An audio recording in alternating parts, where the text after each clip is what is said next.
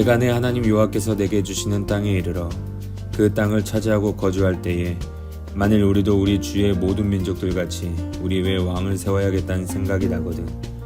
반드시 내 하나님 여호와께서 택하신 자를 내 위에 왕으로 세울 것이며 내 위에 왕을 세우려면 내 형제 중에서 한 사람을 할 것이요 내 형제 아닌 타국인을 내 위에 세우지 말 것이며 그는 병마를 많이 두지 말 것이요 병마를 많이 얻으려고 그 백성을 애굽으로 돌아가게 하지 말 것이니 이는 여호와께서 너희에게 이르시기를 너희가 이후에는 그 길로 다시 돌아가지 말 것이라 하셨음이며 그에게 아내를 많이 두어 그의 마음이 미혹되게 하지 말 것이며 자기를 위하여 은금을 많이 쌓지 말 것이니라.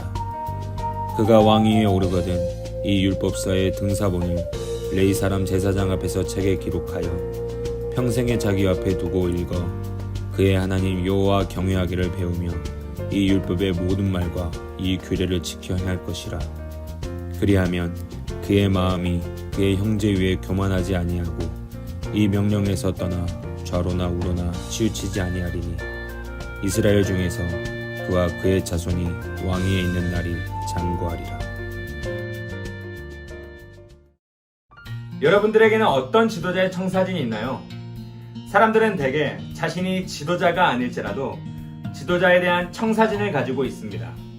그래서 대통령을 뽑을 때에도 각자가 생각하는 지도자의 덕목이 있는데요.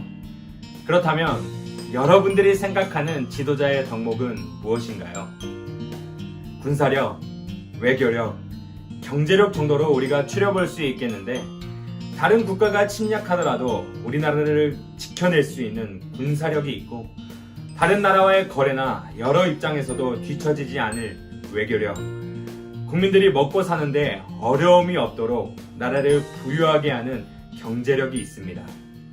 이것들 가운데 여러분들은 무엇이 가장 중요하다고 생각하시나요? 이처럼 오늘 하나님께서도 이스라엘 백성들에게 이와 같은 내용에 대해 말씀하시는 것을 볼 수 있습니다. 하나님은 이스라엘 백성들에게 왕을 세울 수 있는 두 가지의 조건을 먼저 제시하시는데요. 하나는 이스라엘이 가나안 땅에 거주하는 곳이고 다른 하나는 다른 나라와 같이 왕을 세워야겠다는 여론이 조성될 때입니다.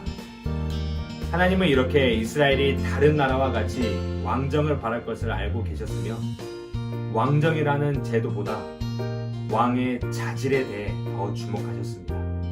특히 모든 권력이 집중되는 왕의 경우에는 무엇보다도 하나님이 원하시는 사람이 누구인지 아는 것이 가장 중요하기에 하나님의 이스라엘의 왕은 오직 이스라엘 사람만이 할 수 있으며 투표로 뽑는 것이 아니라 하나님이 택하신 사람을 세우라고 명령하십니다. 그리고 이렇게 세워질 왕에게 하나님께서는 세 가지에 하지 말아야 할 것과 한 가지에 해야 할 것에 대해 말씀하시는데요. 그런데 오늘 이 세 가지 하지 말아야 할 것들이 조금 당황스럽게 느껴지는 것 같습니다. 왜냐하면 누가 보더라도 왕이라면 마땅히 해야 할 일들이기 때문이었는데 첫 번째는 병마를 많이 두지 않는 것이었습니다. 당시에 군마를 많이 갖는다는 것은 지금 같으면 전쟁 시 주요 전략이 되는 전차나 전투기를 많이 확보해 놓는다는 의미일 텐데 이처럼 한 나라의 군사력을 확보하는 것은 너무나도 중요한 일입니다. 그런데 하나님께서는 여기에 너무 많은 마음을 쏟아서 다시 애굽으로 돌아가는 일이 없도록 주의하라고 말씀하시죠. 두 번째는 아내를 많이 두어서 마음이 미혹되지 않게 하라고 말씀하십니다. 고대의 왕들은 다른 나라와 외교하는 가운데 화친을 맺기 때문에 다른 나라의 왕과 결혼을 많이 했는데요. 이스라엘 안에서 아내를 많이 두어 마음을 잃어버릴 수도 있지만 이방 사람의 아내를 두어 우상을 섬기는 등의 위험을 삼가라고 말씀하십니다. 마지막 세 번째는 자기를 위하여 은금을 많이 갖지 말라는 것입니다. 나라가 돈이 많은 것은 정말 좋은 일이지만 왕 자신만을 위하여 은금을 많이 쌓는 것에 대해 경고하신 것인데요.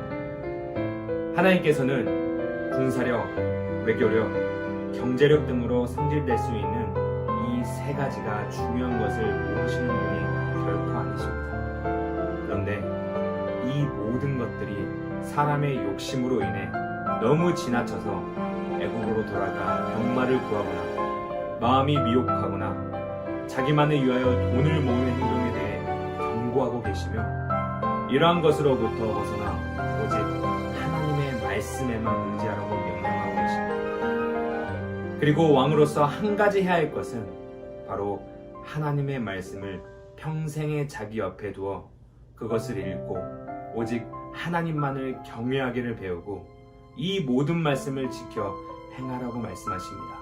그래야지만 교만하지 않고 자신을 세우신 하나님의 왕되심을 인정하여 좌로나 우로나 치우치지 않을 수 있기 때문이었습니다.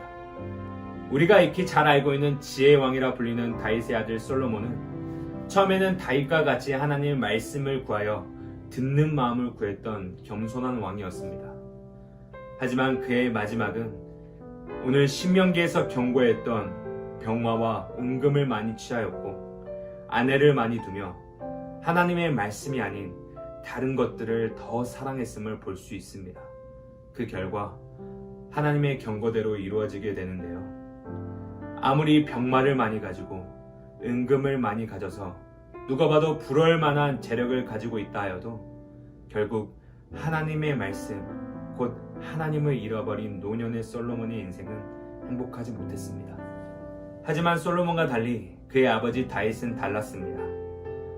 다윗 이후 이스라엘의 모든 왕은 그가 다윗의 길로 갔는지 아닌지 판단받게 됩니다.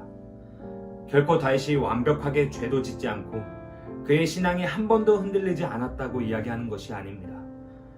성경이 말하는 다윗의 길, 그 길은 바로 잘못된 길을 가더라도 하나님이 말씀하시면 다시 돌아가는 것입니다. 다윗은 시편 40편 8절에서 이렇게 고백하고 있습니다. 나의 하나님이여, 내가 주의 뜻 행하기를 즐기오니 주의 법이 나의 심중에 있나이다. 하나님의 법, 하나님의 말씀을 나의 가슴에 깊이 새기며 살아갑니다. 이렇게 고백하고 있는 것이죠. 그런 의미에서 다윗은 오늘 본문에서 말하고 있는 하나님이 원하시는 지도자의 모습이었습니다.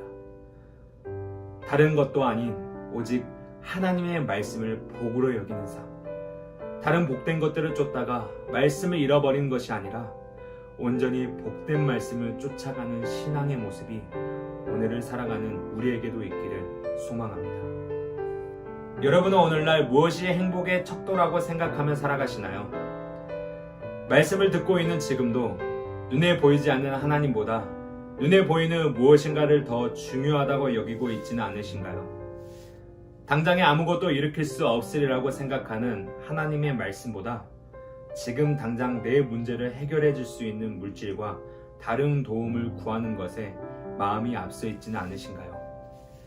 물론 신앙의 싸움 안에서 실패와 좌절을 통해 흔들림이 있을 수도 있습니다. 하지만 그러한 흔들림 속에서도 여전히 우리를 믿음으로 붙들 수 있는 힘은 바로 하나님의 말씀임을 기억하시길 바랍니다. 이번 한 주간 세상의 가치에 마음을 두기보다는 우리 마음에 하나님의 말씀을 새기며 그 말씀에 더 가까워지는 시간을 가져보시길 원합니다. 그리하여 다시 한번 말씀을 향해 나의 삶을 돌이키어 하나님께서 진정으로 원하시는 신앙인의 삶이 저와 여러분에게 있기를 간절히 소망합니다. 사랑의 하나님 아버지 감사합니다. 오늘도 우리에게 귀한 생명의 말씀을 허락하심에 감사드립니다. 하나님, 세상의 가치들에 욕심 부리는 것이 아닌 오직 하나님의 말씀에 의지하며 살아가게 하여 주시옵소서. 때로는 넘어지고 좌절하는 시간이 있겠지만 그때마다 하나님의 말씀을 향해 돌아설 수 있는 신앙의 중심을 갖게 하여 주시옵소서. 그리하여 우리의 마음이 늘 하나님의 말씀 안에 거할 수 있도록 도와주시옵소서. 감사합니다. 예수님의 이름으로 기도드리옵나이다.